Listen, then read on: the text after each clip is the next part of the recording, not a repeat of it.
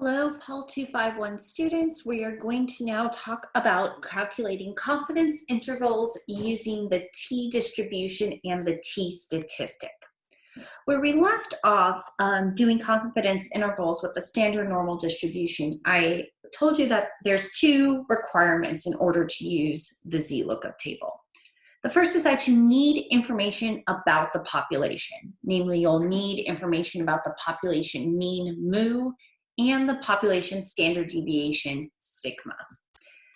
The second thing that you need to have in order to use the standard normal distribution on z-scores is that you need to have at least 30 observations. You need to have at least a large enough sample. If either one or both of these conditions are not met, we cannot use the standard normal distribution. So we can't calculate a confidence interval using z-scores. So what do we do? How do we do any kind of statistical inference, comparing means or comparing values, if we actually can't use the standard normal distribution? And here our option is to use the student's t-distribution or the t-distribution for statistical inference. And with our t-distribution, there's not just one, but many t-distributions out there. And the reason that we see many t-distributions is because it accounts for the fact of having small sample sizes. So our DF here means degrees of freedom, which is another way of looking at how many observations we're dealing with in a given sample.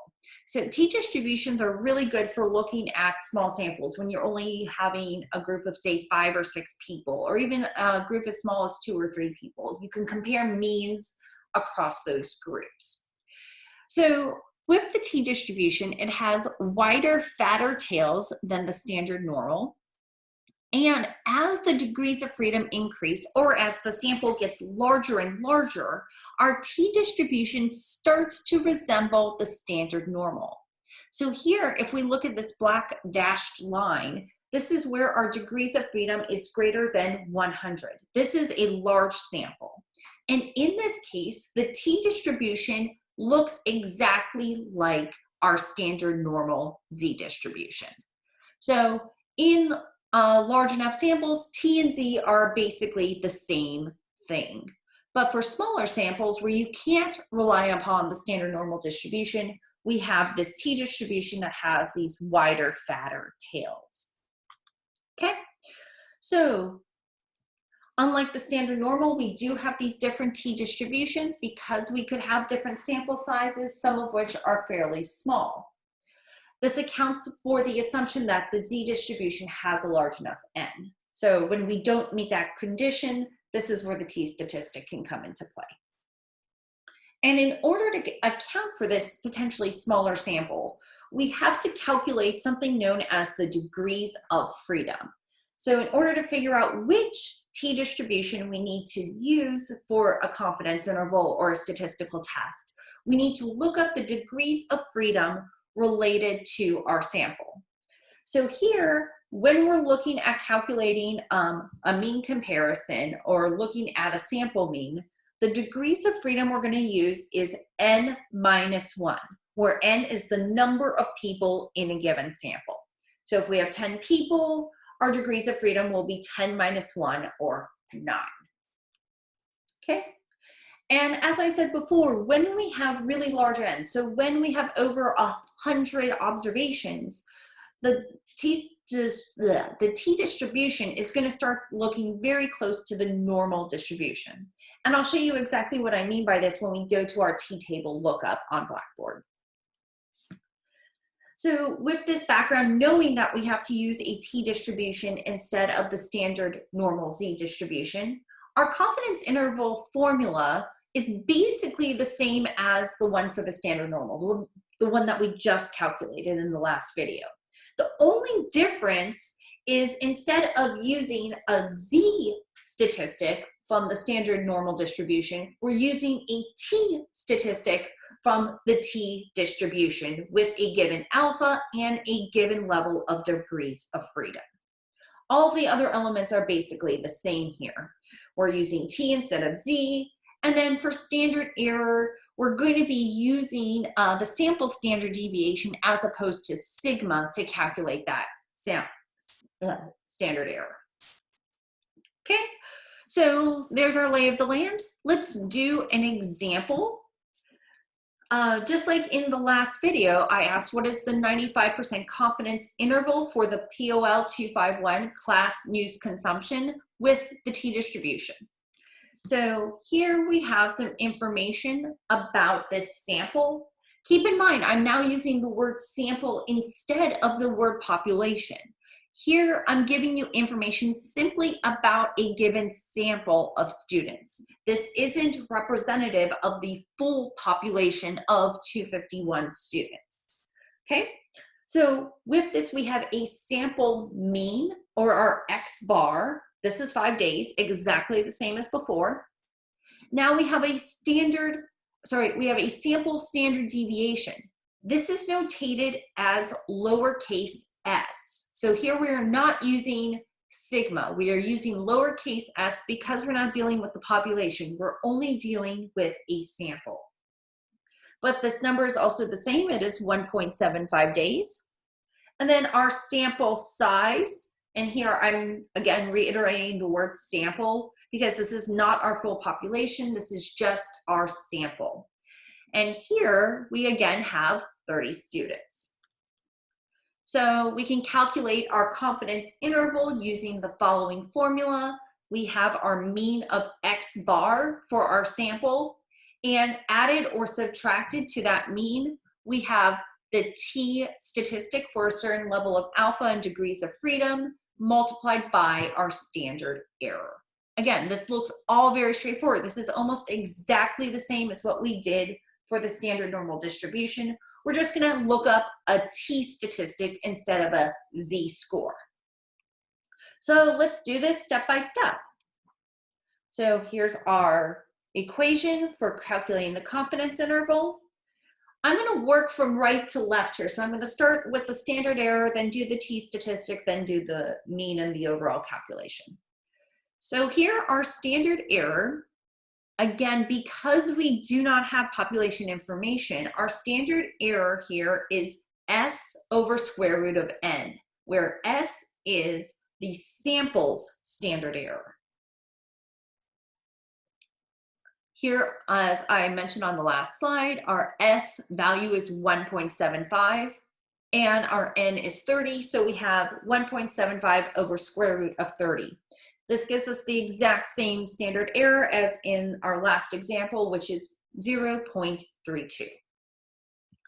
Next, probably the trickiest part of this whole operation is to figure out our value of T. Now, because we're doing a 95% confidence interval, our alpha is 0.05. Again, our alpha is always going to be 1 minus the value of the confidence interval. So if we're looking at a 95% confidence interval, our alpha is 0.05. If we're looking at a 90% confidence interval, our alpha is going to be 0.1. If we have a 99% confidence interval, our alpha will be 0.01. So here we're going to have our alpha of 0.05. This is going to be a two-tailed test. So this 0.05, where we could be wrong with our type 1 error, this can occur either above or below the critical value of t. So we have to find those two bounds. We have to divide 0.05 in half. And our t distribution is going to have n minus 1 degrees of freedom. And as I mentioned, our n is 30, so 30 minus 1 is 29 degrees of freedom. To figure this out, I'm going to get out of PowerPoint and I'm going to go here into Blackboard and I'm going to pull up this T table that is under the week 12 materials. So I'm going to click on it and then I'm going to open it up in its separate tab and make it a little bigger. So I really like the format of this T-table that I've gotten off the internet because it tells you right off of the bat, pretty much are you looking at a one-tailed test or a two-tailed test? So as I mentioned before, we care about a two-tailed test with an alpha of 0.05. So we could just go to this row that says two tails, move over the columns until we get to 0.05. So we know that the value of t that we're going to be looking up is going to be in this column because we have a two-tailed test with 0.05 alpha. Now, which row in this table are we going to go to? Well, that's where the degrees of freedom comes in. Because also in this left-hand column, we have the DF for degrees of freedom. And as I said before, if we have an N of 30 minus 1, that's 29 degrees of freedom. So here I am scrolling down on my T table until I get to this row that has 29 degrees of freedom.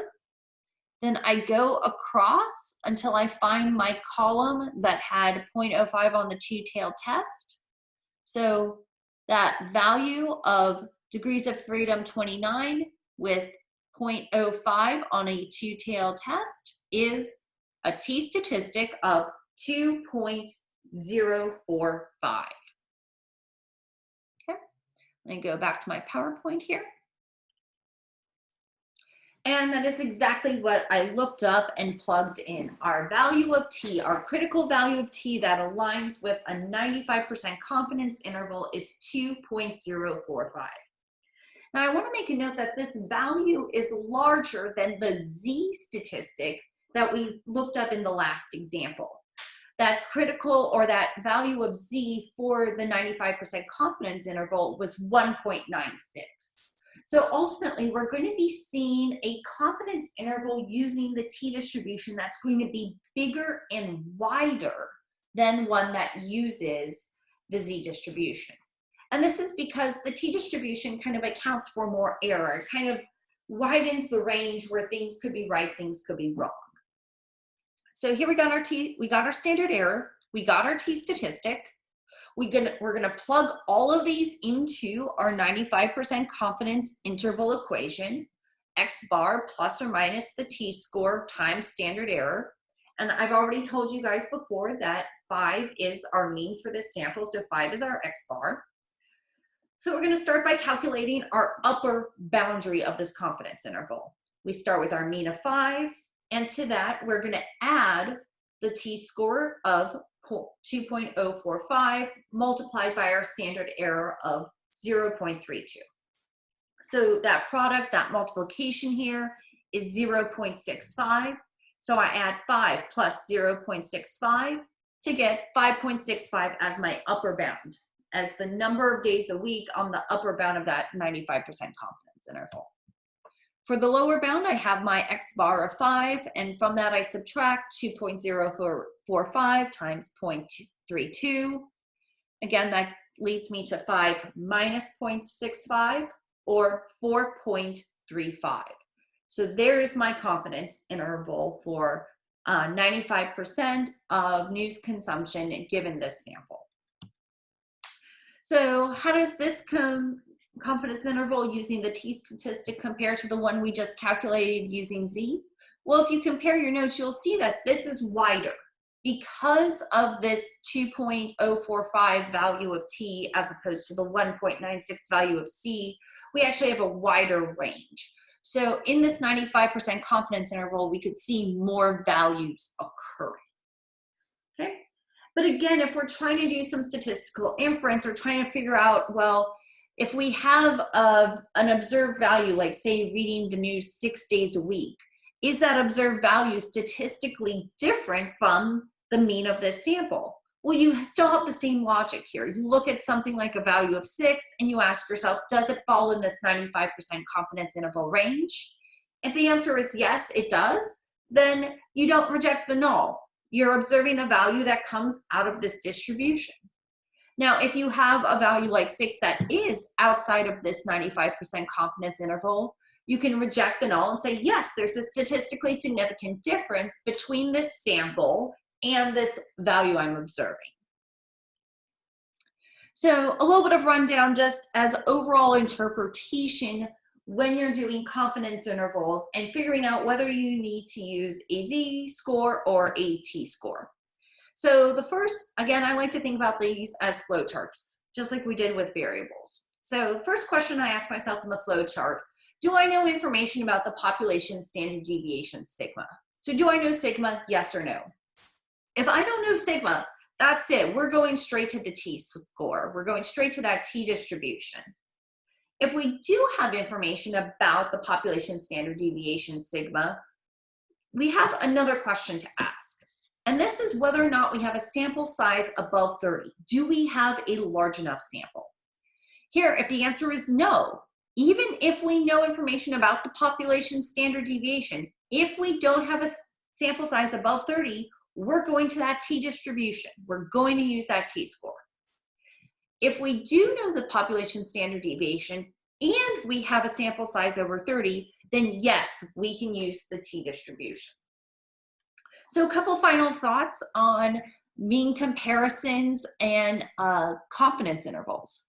So if we're going to compare means with statistical inference, regardless of whether we're using the z-test or t-test, one way we could do this is something known as a one sample test. So basically we have an observed sample or an observed population, and our question would be whether the mean of this observed sample is going to be different statistically from some pre-specified mean. So say I'm caring about how long people wait in line to go vote, and I observe a sample that has a wait time of 20 minutes. Well, is that mean of 20 minutes statistically different from a national average of, say, 25 minutes? That's what a one sample t-test would get you. Or if you say, hey, I'm doing this new blood pressure medication and I'm looking to see the change in blood pressure after taking the drug, is the mean of blood pressure change in this sample statistically different from 0, which is no change at all? So it's that logic that also goes behind experiments as well. Is the mean of the treatment group going to be significantly different from the mean of the control, or from, say, a null effect? Now, whether we're using T or Z is a matter of whether our information is about the population. So is a certain value going to be significantly different from the population? If that's the question at hand, then we're using a z-test or a z-statistic for the confidence interval. If our question is about whether a certain value significantly differs from a sample, in that case, we're going to use the t-distribution and a t-test because we don't have that full information about the population. Another really common thing that we use t-tests for and statistical inference comparing means is basically figuring out difference between group means, or a two-sample t-test. Effectively, this is asking a question of, do our sample means differ significantly from each other, or do they come from the same distribution? So for instance, maybe I care about party ID between men and women, and I have a mean party ID for men and a mean party ID for women. And imagine each of those things being its own distribution. Say the red is distribution of party ID for men, the blue is party ID distribution for women. And then the question is, well, are those two means statistically different from one another? Are women, say, more Democrat leaning than men? Unfortunately, given where we're at this semester, I would normally show you how to do this using Excel because that makes the commands a lot easier. Since we're not doing the lab component this semester, we're not going to walk through how to do this step by step. It's not going to be asked in any of your homeworks or the final exam. I do, however, recommend that you watch 2 videos that are available to you that actually talk about the t-distribution, the student's t-test, and how they actually work to make comparisons between means. So these 2 videos, one is up on the week 12 materials page. It's called A Student's T-Test. The other one is the Pollock Chapter 7 Part 1 video that you can find by just clicking on that student resources link under announcements and then going to Chapter 7 videos. And with that, that concludes our lectures for this week about the Z and T distributions and how to create confidence intervals and how to do statistical inference using these 2 types of distributions.